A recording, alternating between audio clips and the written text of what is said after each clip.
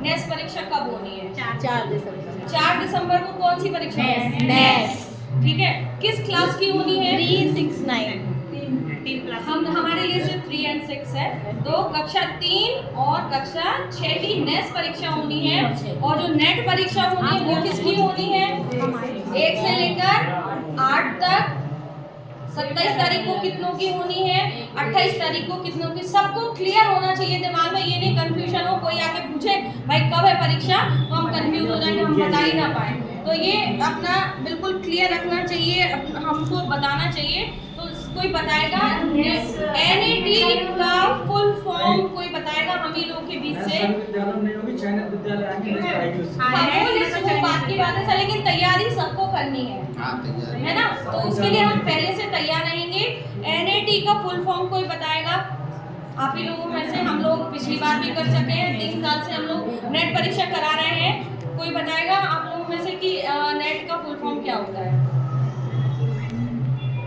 Assessment test, ये है net.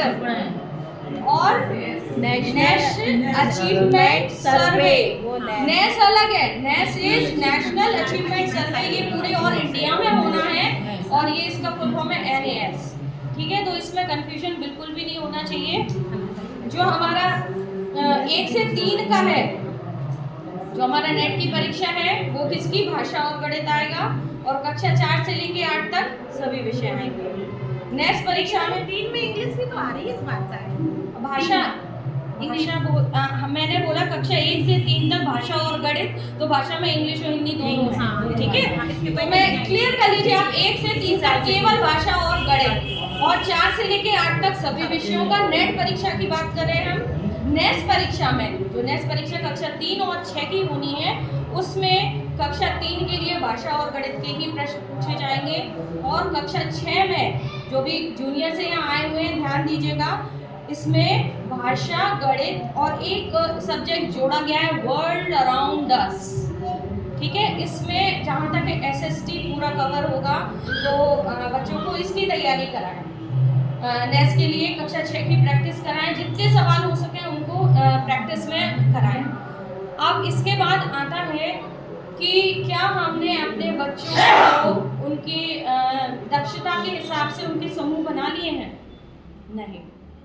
अब हमें नेट और नेक्स्ट परीक्षा के लिए हम लोग को एक ये बहुत बड़ा काम करना है, एक रजिस्टर मेंटेन करना है, जिसमें हमें बच्चों की दक्षता के हिसाब से हमें उनके 3 समूह बनाना है। सबसे पहला समूह होगा हमारा, ध्यान से सुन लीजिए क्योंकि ये आपको बनाना है। पहला है निपुण बच्चों का समूह, ठीक है, दूसरा है मध्यम बच्चों का समूह, और तीसरा है हमारे संघर्षशील बच्चों का समूह। इन 3 समूहों में हमें बच्चे को बांटना है। जो बच्चा हमारा निपुण हो चुका है उस पर तो हमें इतनी मेहनत नहीं करनी है। जो बच्चा हमारा मध्यम वर्ग में है उस पर हमें उनको थोड़ा सा मेहनत करके उनको निपुण वाले सेक्शन में लाना है। और ये रजिस्टर आपका देखा जाएगा कि आपने कितने बच्चों को 6 महीने में आपने कितने बच्चों को मध्यम से आपने निपुण में लिया है। ऐसा ना हो जाए कि निपुण से और बैक मध्यम में चला जाए। ये संघर्षशील मतलब उल्टी गिनती ना चले, इसको हम पॉजिटिव वे में हमको ले जाना है। तो मध्यम वाले के लिए हमें कम मेहनत करनी है, हम थोड़ा सा पुश करेंगे और वो बच्चा हमारा निपुण बन जाएगा। लेकिन जो तीसरी कैटेगरी है हमारी संघर्षशील, इसके लिए हमें बहुत ज्यादा मेहनत करनी है। इस बच्चे को भी हम उसको इग्नोर नहीं कर सकते। ये नहीं सोचा रहे वो तो ऐसे ही है, नहीं, उस बच्चे को हम पहले मध्यम में लाएंगे। वो रजिस्टर में बकायदा लिखा होना चाहिए कि ये पिछले महीने संघर्षशील वाले कॉलम में था, अब ये हमारा 1 महीने हमने इस पे मेहनत की तो ये बच्चा अब हमारा मध्यम वर्ग में आ गया, और हम उस पर और मेहनत करेंगे तो बच्चा हमारा निपुण में आएगा। तो ये रजिस्टर सभी लोग बना लें, चाहे प्राइमरी हो चाहे जूनियर। निपुण के लिए वैसे तो 1 से 3 का है ये, कक्षा 1, 2, 3 के लिए, तो आप लोग इस पे काम जरूर करिएगा।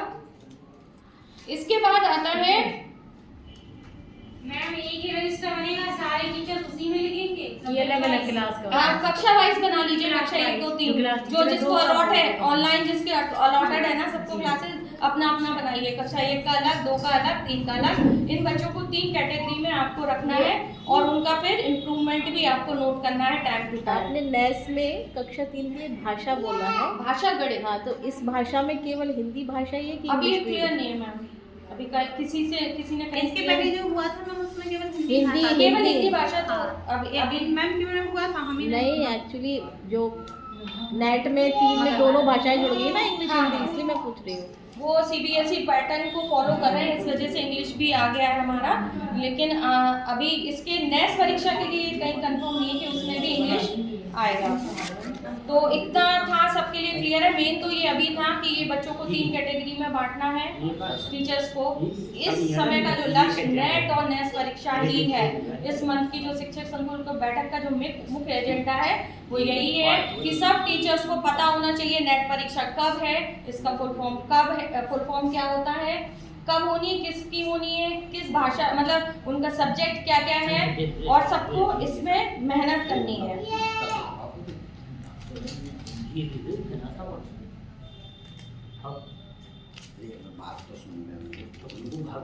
क्या हो गया?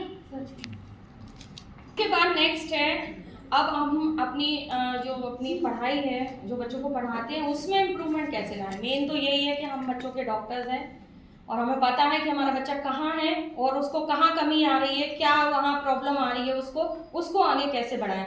तो सबसे पहला तो था प्रिंट रिच वातावरण।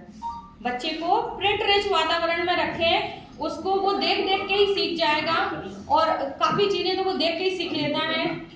खेल खेल में उनको सिखाएं, ज़रूरी नहीं है कि उनको बस कॉपी में लिख के ही बताएं।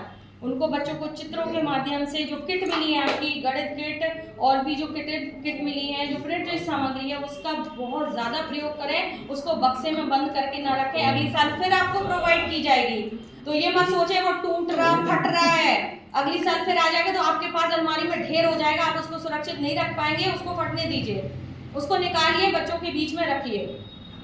नेक्स्ट है टीएलएम का प्रयोग। हर टॉपिक को क्लियर करने के लिए, सबके लिए तो टीएलएम का प्रयोग नहीं कर सकते, हम टीएलएम नहीं बना सकते, लेकिन टीएलएम ऐसा होना चाहिए कि आप वातावरण से कोई भी चीज एक उठा के आप उससे करा सकते हैं।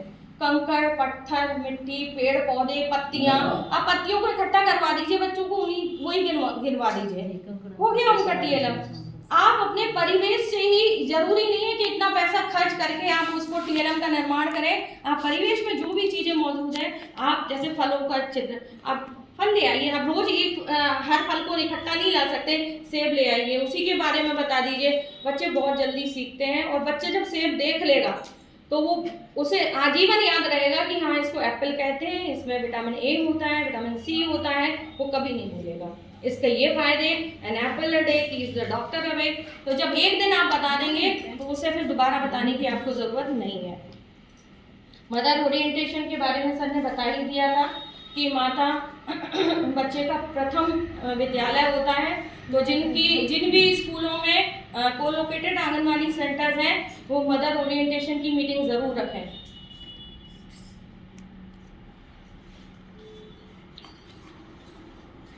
ठीक है तो बहुत कुछ